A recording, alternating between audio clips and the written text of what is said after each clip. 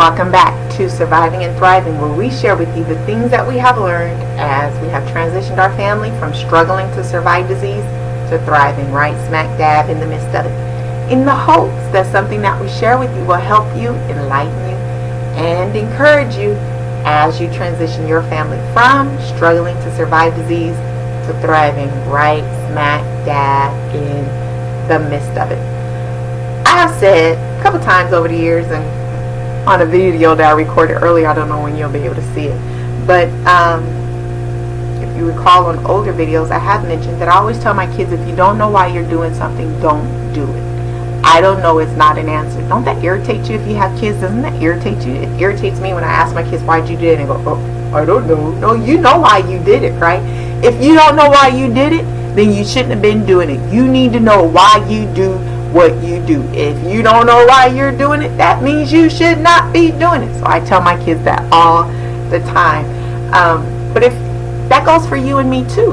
If we don't know why we're doing something, we should not be doing it. If you're going in for surgery and you can't explain to someone what the surgery is and why you're having the surgery, then you don't need to be going in for that surgery. If you're taking a medication and you don't know why you're taking it, what it's doing, what are the side effects, what are the benefits of it, you should not be taking that medication. That goes for herbs, that goes for supplements, that goes for oils, that goes for different type of therapies that are out there, different type of diets, different type of cleanses. It doesn't matter what it is when you're dealing with your health. If you don't know why you're doing it, right, what the purpose and behind it is, what are the effects of it, good and bad, you should not be doing it. And how do you know if you understand or not? Because sometimes doctors can come in and you think you understand what they're saying, and then if you can't explain it, then you don't know why you're doing it. If you can't go back and explain thoroughly and answer questions to your loved ones, you shouldn't be doing it.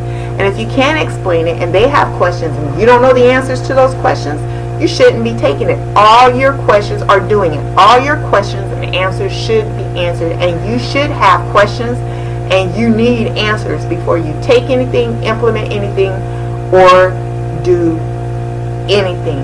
You are in control of your life and your body, and you need to be making wise decisions concerning your life, concerning your body. I don't know how many times, you guys, where medical personnel have tried to give me medications that were not for me, things that could have killed me, things, right, that could have killed my baby while I was pregnant. Many times they have given me things, and I will argue with medical personnel and tell them, no, this is my body, you're not putting that in my body. No, I am not taking that. Get the doctor in here. Who wrote that prescription? Who prescribed that? They didn't talk to me before they prescribed that. I'm not taking it. We need some answers in here. And if the answers don't come up to what I think, you guys, I don't take it. Now, you do you, and you do what's best for you. I'm telling you what I do, what my experiences are, in the hopes that something that I've gone through will help you. But I will not take it. And I can tell you, it's been many times where I've made those stances and they come back and say, oh, you know what?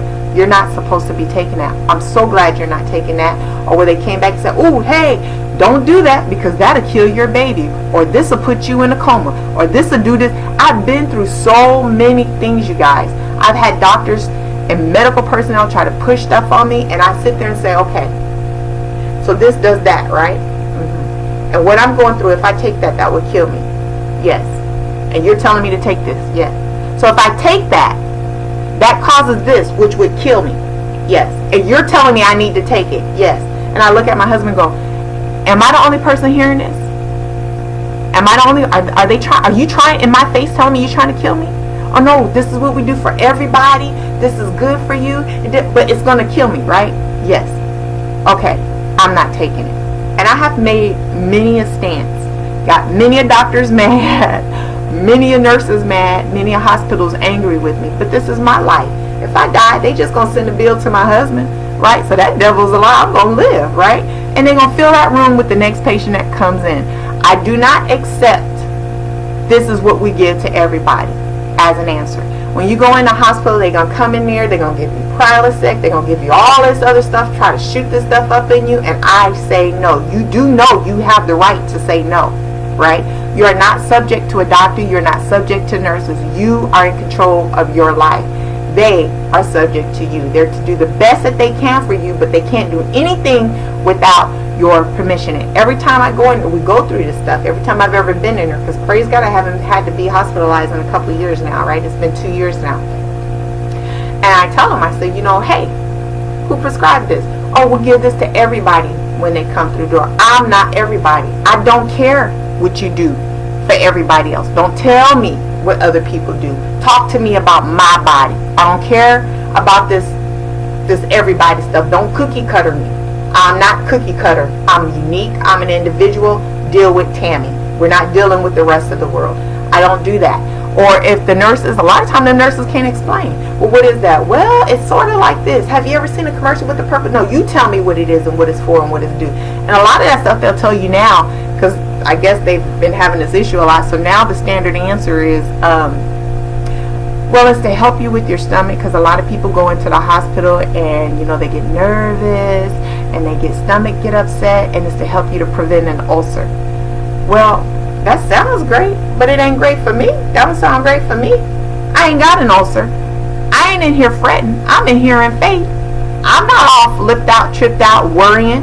So I don't need you to give me something to prevent an ulcer. If it's warranted for what I'm going through, then we can talk about it and I may take it. But just to say that you're going to give this to everybody because everybody might be afraid, no, I'm not going through that. Don't give me no everybody stuff. If I don't know what it's for, I don't know what it's going to do, right?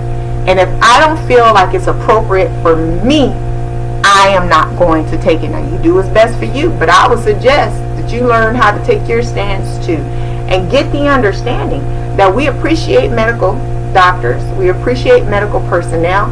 They are to give you all their wisdom, all their help, all their assistance. That's what they're there for. That's what they get paid for. That's what they came into the field for, to help people, right? But your help does not constitute me a slave. Does not mean that I have to do whatever you tell me to do. I am going to be in complete control over what happens to me, what I take, what I don't take. There's been many times, you guys, where they've come and tried to have me tell me, oh, you need this surgery. It's an emergency surgery. It's for life. You got to have this, and can't give me good explanations, good lab work, but the lab says this. Well, yeah, but and they'll make it sound so like it's such a need. But I'm looking at this and going, but this says this is not warranted. This caused that. When we fix this, that'll go away. So don't try to say I got this problem, I need a surgery here. This is a buy thing that's happening from this one big thing. As soon as we get this big thing out the way, that will go away. And a lot of times that has happened to me, you guys, where they'll try to make me have surgery on something that's not a surgery type thing. I am not that type of a patient. It's just a byproduct of something. So you need to know that. And then a lot of times they'll come in. I remember a couple times where they came in and I thought, okay, well, maybe we might need to have this surgery. And they give you a paper and they say, well, it's it's not a mandatory surgery. It's not emergency surgery. According to the paperwork, it's an elective surgery. Elective? I'm not elective for this. I thought you said it was 911 emergency. But they try to get you afraid, get you in fear, get you signing stuff, and you don't even realize what you're going in for, right? Every time I would go to the hospital for a couple of years, they would send this one type of doctor in there, and he would be in control over my whole file, and all these doctors couldn't do anything until this doctor say something. And I had to fight that every single time and kick him out my room every single time. I don't have that kind of a need. I don't need a doctor like that. I have never seen you outside of the hospital. So why are you labeling my file every time I come in here as such and such and such?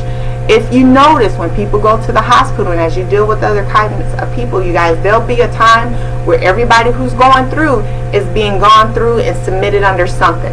It's almost kind of like they're trying to raise money in this field, or they're trying to put everybody as labeled as something, and it may not necessarily be you. I've had to help people get saved from getting their feet cut off, from all kinds of other things, because I got to hear what they were going through, and I would tell them, that's not, you don't need that. That is not what they're saying. And they would make their stances, they would make their argument, and then the doctors would come in 2-3 days later and say, okay, well, you're going to go home. Well, what about this? Well, your insurance isn't going to pay for more days than this, and you really didn't need that. You're going to be fine. Everything is going to be okay. You can keep your toe. And it's like, or your foot, or whatever it is. And it's like, why did you put that person through that for no reason? So you better make your stances. If it's really 911, most times you're not going to be up to make that call. Most times somebody else is going to have to do something for you. Other than that, anything can wait a day, can wait 2 days until you get clarity, can get understanding, and make a decision in your right mind, not in emotions and not in fear. So I hope something in there was helpful for you. Remember, in all things, at all times, do you. Until next time, bye.